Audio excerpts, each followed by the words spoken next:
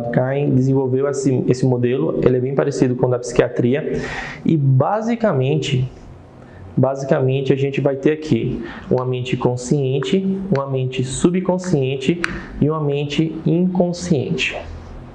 Consciente, subconsciente e inconsciente. Esses termozinhos que eu acabei de falar, com certeza vocês já devem ter ouvido várias vezes, vocês já devem ter ouvido falar do mente subconsciente, está na minha mente subconsciente, essas coisas. Então vamos aqui. O que é o consciente? O consciente, ele vai possuir aspectos relacionados à razão. Então eu gosto de utilizar metáfora. A gente vai ver bastante metáfora aqui também. Então,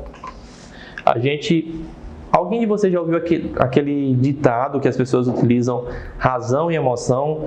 Hoje eu agi pela emoção. Não, hoje eu agi pela razão. Então a gente tem razão versus emoção. Razão versus emoção. Razão e emoção. Vocês acreditam que qual desse é o consciente e qual desse é o subconsciente? Quem é consciente? É razão ou emoção? Que é consciente, que tem consciência. Razão. Razão, ele é consciente. Por quê?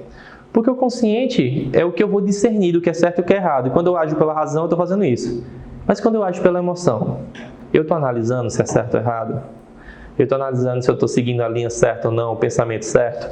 Então, emoção é o nosso subconsciente.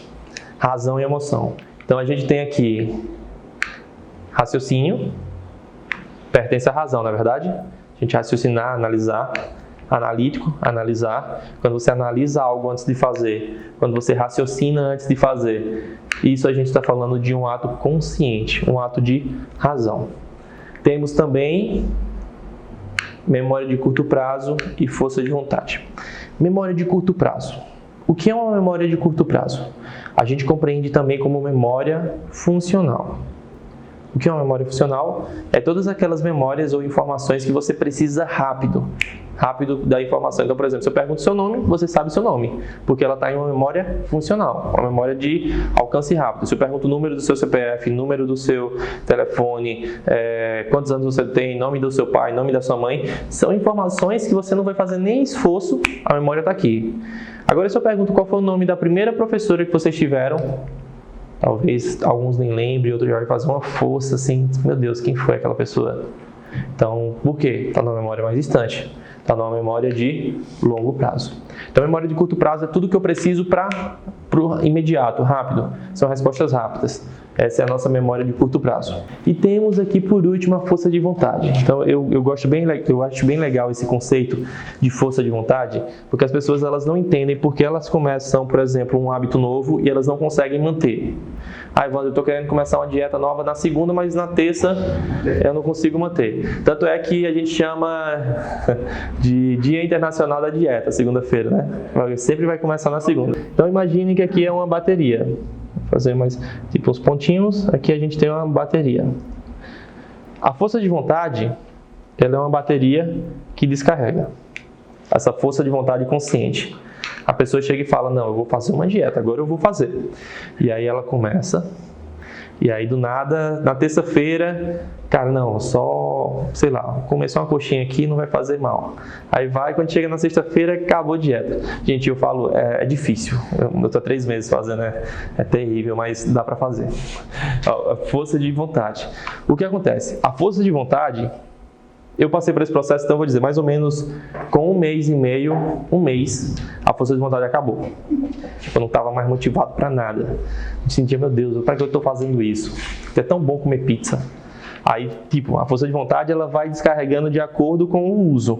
Então, por exemplo, você começou, a primeira semana é mais fácil, segunda semana já é mediana, terceira semana que vem aquelas sensações. Esse padrão, ele é recorrente para todos. Ela vai descarregar. Só que o que acontece? A minha descarregou agora recentemente mesmo, dessa energia. Só que aí vem um detalhe.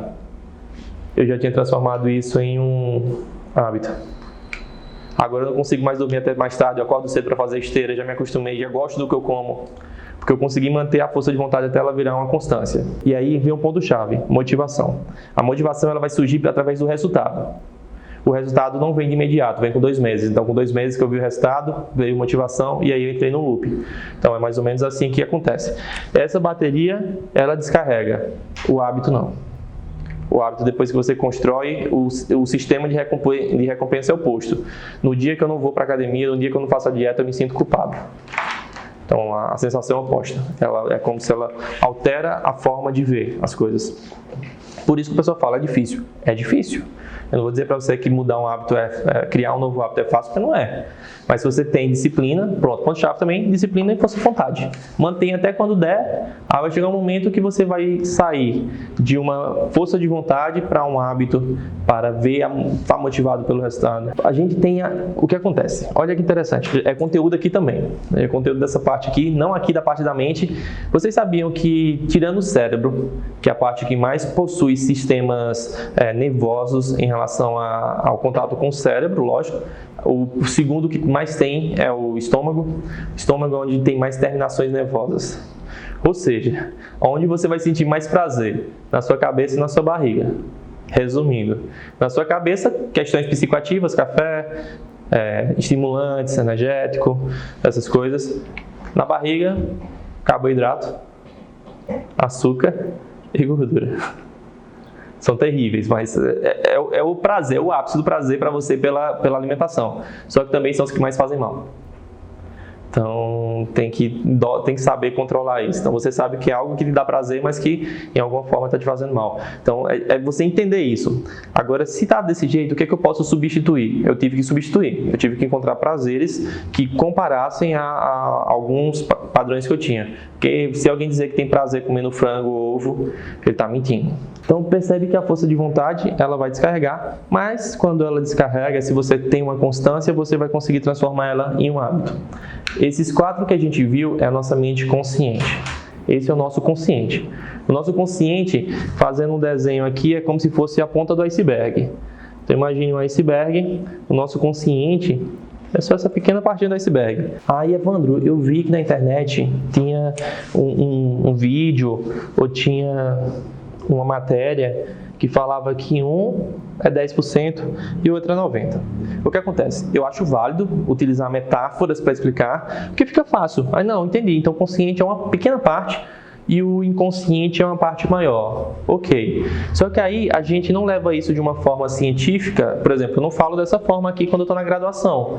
Porque eles vão perguntar, como você sabe que é 10 e 90? Como é que comprova isso? Então, quando vem para uma pergunta dessa, eu já evito trazer esse contexto. Mas eu falo, imagine que a gente tem uma pequena parte que é o consciente, é maior que o inconsciente, subconsciente, está resolvido. Mas trazendo de uma forma mais metafórica, a gente tem o nosso consciente, que é uma pequena parte. Aí você pensa, não, eu estou vivendo de forma consciente, de forma racional. Só que na verdade você está vivendo em volta dos seus hábitos, vive em função das suas emoções, e tem gente que vive muito preso às suas emoções, passado, infância, conflito com os pais, tudo isso. Aí ela vive presa nesse loop aqui e fala, não, eu estou consciente. É aí onde mora o problema. A pessoa tem que estar consciente também que ela não está consciente. Eu acho que o ponto-chave é esse. Quando eu assumi que eu não estou consciente de tudo, foi onde eu percebi que eu posso errar, que eu posso acertar, que pode ser diferente. Então vamos lá para o nosso subconsciente, essa parte aqui. O nosso subconsciente, ele possui o HD da nossa vida, tá certo? Que é a memória de longo prazo. A gente costuma já registrar a memória até no ventre materno, na barriga da mãe. A criança, a partir da 12ª semana, ela começa a desenvolver o cérebro. Então, a partir da 12ª semana, ela pode registrar a memória, tá? Aí teve uma vez que eu falei sobre isso, aí tinha uma psicopedagoga na turma, ela perguntou, mas como assim, Evandro? E como é que prova isso? Tá bom. Quem tem filho aqui? Tem filho? Tem filha, não? Tem também? Mas vocês já tiveram contato com crianças recém-nascidos também, não já tiveram? Quando a criança nasce, ela conhece a voz da mãe? Se ela ouvir a voz da mãe, ela sabe que é a voz da mãe, né? Se ela ouvir a voz do pai, ela sabe que é a voz do pai? Sabe o que aconteceu uma vez? Eu conheço uma pessoa que ela passou a gravidez inteira ouvindo uma música de Melim. Passou a gravidez inteira ouvindo a música de Melim. E aí a criança tá chorando, botou para tocar Melim e ela se acalma. E essa memória veio de onde? Ela foi registrada onde? Então, sim, na barriga da mãe gera memória. Inclusive, pode gerar traumas também. Então, pode também, experiências traumáticas vivenciadas pela mãe, pode passar para a criança. Então, esse é um ponto-chave. Memória, desde a barriga da mãe até o momento presente. Para quem é espiritualista, que acredita nisso, também memórias de vidas passadas, tá certo? Aí a gente também vai deixar amplo para cada um trazer a sua crença, o seu conceito. Temos aqui, então a gente tem o nosso HD. Primeiro ponto, nossa memória de longo prazo. Temos as emoções. Eu gosto muito de falar de emoções. Essa parte aqui é a parte que eu mais amo em palestras. Explicar para as pessoas como a mente dela funciona. Porque você vê isso daqui, você entende que sua mente é desse jeito. Nas emoções. Concordam? Alguém aqui já assistiu Divertidamente? Divertidamente? Já assistiu Divertidamente? Não? Já? É um filme infantil. Divertidamente. É um filme infantil que tem 5 personalidades dentro da cabeça de uma criança. As 5 é tristeza, alegria, nojo, raiva e medo. 5. E agora vocês pensam que esses 5 eles pararam lá por acaso? Será que eles escolheram por acaso esses 5? Alegria, tristeza, medo, nojo e raiva. Na realidade, toda criança nasce com essas 5 emoções. Por isso que ele utiliza as 5. São as emoções principais. Se você pegar uma criança recém-nascida e colocar um limãozinho na boca dele, ele vai fazer uma cara de nojo sem nunca saber o que era nojo. Ele faz uma microexpressão de nojo, porque ele já sabe o que é nojo. Quando ele está com fome, ele fica triste, chora. Do nada a criança está rindo, você não sabe por quê. Você vê ela está rindo. Alegria. Ela fica zangada se estiver com fome também, ela vai brigar, vai chorar, vai berrar. E por último, medo. Crianças nascem com medo. Em específico, 2 medos. 3 medos. Mapearam entre 2 e 3, mas eu gosto de usar os 3. Toda criança nasce com 3 medos. Primeiro medo, som alto. Barulho alto, a criança ela vai sentir medo. Então, se você gritar ou se tiver com barulho muito alto, ela vai se sentir incomodada. Segundo medo, altura, medo de cair. Já ouviram falar no movimento de Moro, que é um movimento que o recém-nascido faz? Se você colocar o dedinho na criança, ela vai prender um dedinho e ficar segurando. Já viram isso? Você bota a mão, ela vai segurar na mão, vai segurar no dedo. Movimento de Moro, vai cair, ela levanta a mão, sentir segurar. Por que faz isso? Aí a gente volta lá para trás. Na pré-história, a mãe andava e tal, e ela tinha que estar agarrada no corpo da mãe ou no corpo do pai. Então ela aprendeu essa informação, ela vem genética, ela já vem de fábrica na gente. Então o movimento de Moro já vem. Toda criança sentiu medo de cair, ela vai levantar a mão e ela vai segurar a mãozinha desse padrão, porque é um dos medos que ela tem, medo de cair. Porque naquela época ela tinha que ficar pendurada na mãe, porque a mãe estava andando, caçando, fazendo essas coisas, ela tinha que acompanhar. Tipo os macacozinhos, como fazem hoje, certo? Então esse é o segundo medo. E o terceiro medo que toda criança tem é de coisas peçonhentas. Também. Então algo que seja muito peludo, ela ainda não se acostumou, ela vai ficar com medo. Entendeu? Então são os 3 padrões que vão sentir medo criança. Então a criança nasce com essas 5 emoções. Mas hoje, a gente adulto, a gente só tem essas 5 emoções? A gente tem uma enxurrada de emoções. A gente aprende paixão, a gente aprende amor, a gente aprende luto, aflição, ansiedade. Olha o tanto de emoção. Mas espera ainda, se eu não nasci com elas e eu sinto hoje, ela surgiu em algum momento da minha vida. Ou seja, eu aprendi. Então, as emoções, sem ser as básicas, elas são aprendidas. Então, se eu aprendi a sentir ansiedade, eu também posso aprender a deixar de sentir ansiedade. Se eu aprendi a sentir aflição quando eu vejo alguma coisa, eu posso aprender a deixar de sentir aflição. Muito legal isso, né? E outra coisa mais legal ainda, olha que legal. Provavelmente, em algum momento da vida de vocês já se apaixonaram, vocês vão se apaixonar, ou estão apaixonados, enfim, vai estar em uma dessas fases. Quais são os sintomas de uma pessoa apaixonada? Uma pessoa que está apaixonada, o que é que ela sente? Frio na barriga, não sei de friozinho na barriga quando está próximo de ver a pessoa, quando está vendo a pessoa. Boca seca, mão suada, na verdade. O tempo passa mais devagar, coração acelera, tudo isso, né? São os sintomas da pessoa apaixonada. Agora, a paixão é uma emoção positiva, né? Todo mundo fica feliz, vixe, eu estou apaixonado, estou sentindo isso. Quais são os sintomas da ansiedade? Só mesmo. Frio na barriga, mãos suadas, boca seca, coração acelerado. Só que aí tem uma diferença. A ansiedade é bom ou é ruim? Ensinaram pra gente que é o quê? Que é ruim. É os mesmos sintomas, a mesma fisiologia, porém num você está feliz, no outro você fica triste. Então tem outro padrão que é a forma como a gente interpreta as emoções muda a forma como a gente sente elas. Carreguem isso para vocês como dilema a partir de hoje. A forma como a gente interpreta as emoções muda a forma como a gente experimenta ela, como a gente sente ela. Exemplo, vocês conhecem alguma pessoa que ela estava muito boa, aí do nada o médico diagnosticou ela com alguma coisa e ela mudou completamente só porque o médico falou que ela estava doente? A partir de hoje você tem depressão. A pessoa estava perfeita.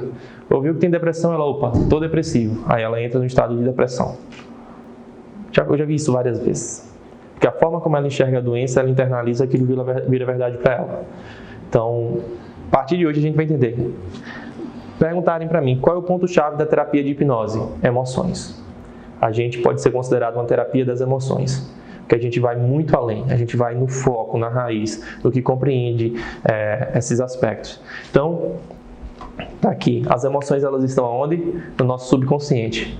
A hipnose serve para isso. Para atravessar esse fator crítico aqui, ó, essa parte tracejada, e a gente vem e chega aqui, nas emoções de verdade. A hipnose serve para isso. Temos memória a longo prazo, emoções, temos proteção, autopreservação. E aí a gente vem aqui para um ponto-chave. Tudo na nossa vida é o nosso cérebro querendo proteger a gente de alguma coisa. Ele vai querer estar nos protegendo de alguma coisa sempre. Sempre ele vai querer proteger a gente. A ansiedade é uma proteção. É o seu cérebro identificando que existe um risco iminente e aí ele prepara você para o mecanismo de luta ou fuga, lutar ou fugir. Mesmo processo, coração acelerado, mandar mais sangue para os músculos para eles estarem mais rígidos e poder se locomover de uma forma mais rápida. Boca seca porque você está respirando mais rápido, está hiperventilando. O coração acelerado, geralmente o frio na barriga é uma sensação de proteção também. Então tudo na ansiedade gira em torno de uma proteção. E como é que eu trato a ansiedade? Entendendo o porquê. Se eu entendo isso e falo para a mente dele, ó, tá ok, a gente já entendeu, isso não é mais risco, tá bom, tá resolvido. Só isso é suficiente para baixar a tensão que ele sente em relação à ansiedade. Síndrome do pânico. O que é síndrome do pânico? Em resumo, medo de morrer. Síndrome do pânico é medo de morrer. Se você perguntar para qualquer pessoa, já tem várias pessoas com síndrome do pânico, quando tem uma crise, o que é que ele pensa? Que está morrendo. Mas, sensação de morte iminente. Sensação de morte iminente. Então, o tempo todo, síndrome do pânico é o quê? A mente dele querendo proteger ele. E a depressão? Também é uma forma de proteção do cérebro. Ele encontra uma forma de deixar a pessoa mais retraída, mais resguardada dentro de casa, que é um ambiente confortável, ou então tira dele a possibilidade de sentir prazer ou de sentir gosto por outras coisas, porque talvez ele acredita que essas outras coisas também trazem um perigo. Então, tudo vai estar relacionado à proteção. Ou seja, o nosso cérebro ele é experiente, ele é maravilhoso em criar padrões e predições. Então, por exemplo, eu na infância, com 2 anos de idade, estava na rua, um carro veio e quase me atropelou. E aí, com 5 anos, eu estava brincando na rua, um cara de moto vem andando e bateu em mim, eu caí e tal. Com 10 anos, eu fui atropelado por um carro. O que foi que a mente entendeu? Momento 1, perigo. Momento 2, perigo. Momento 3, perigo. Logo, qualquer momento que envolva carro ou moto, você está correndo perigo. E aí a pessoa cria fobia de andar de carro, a pessoa tem medo de tirar a habilitação, não se sente seguro dentro de um carro. Só isso. Repetição mais predição. Nosso cérebro ele é perfeito em fazer isso. E quando você entende isso, você entende como fazer a terapia. É só chegar para o cérebro dessa pessoa e falar, para a mente dessa pessoa e falar, tá bom. Foi uma repetição, mas você está generalizando. Você está dizendo que tudo é perigoso. E aí a gente tira ele dessa generalização, a gente adapta esses padrões e talvez em vez de sentir um desespero ao ver um carro, ela pode, por exemplo, apenas ficar mais atenta ao ver um carro. Porque é importante, a gente precisa de atenção. Se eu vou passar na rua e não olhar para um lado e para o outro, eu posso ser atropelado. Então, é isso que a nossa mente faz. Tudo envolvendo emoção e autopreservação. Está aqui os 2 principais. É aqui onde a gente faz a terapia. Inclusive, quando eu vou fazer a terapia com o meu cliente, eu explico esses 2. Até ele entender, eu explico dessa forma. Até entender que ele tem apenas emoções que precisam ser resolvidas e ele tem um mecanismo de defesa que está atuante ali naquele momento. Hábitos, a gente já entendeu que é hábito, né? O oposto de hábito é a memória, é a força de vontade. O hábito é a constância. E por último, ociosidade. Ociosidade. O nosso cérebro ele é preguiçoso. Ele é preguiçoso.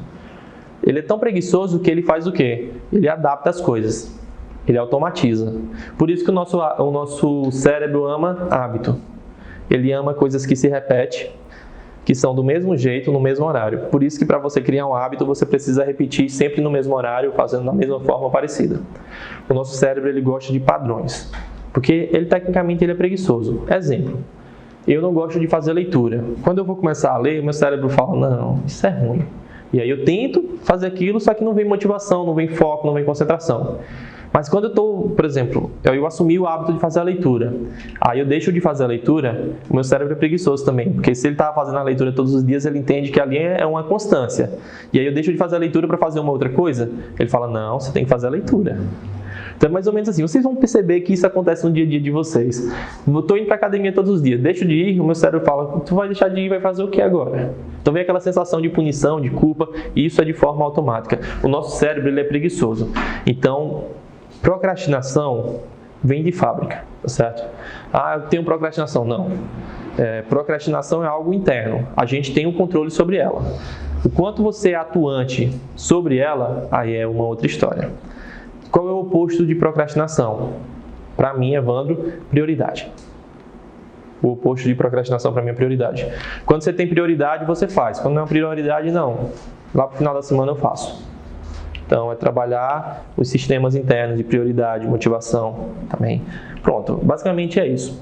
E por último, a gente tem o nosso inconsciente. O inconsciente, nesse modelo, é o nosso sistema nervoso autônomo e o nosso sistema imunológico. Então, seria as coisas inconscientes que acontecem dentro da gente. Eu colocaria aqui também como inconsciente a nossa respiração.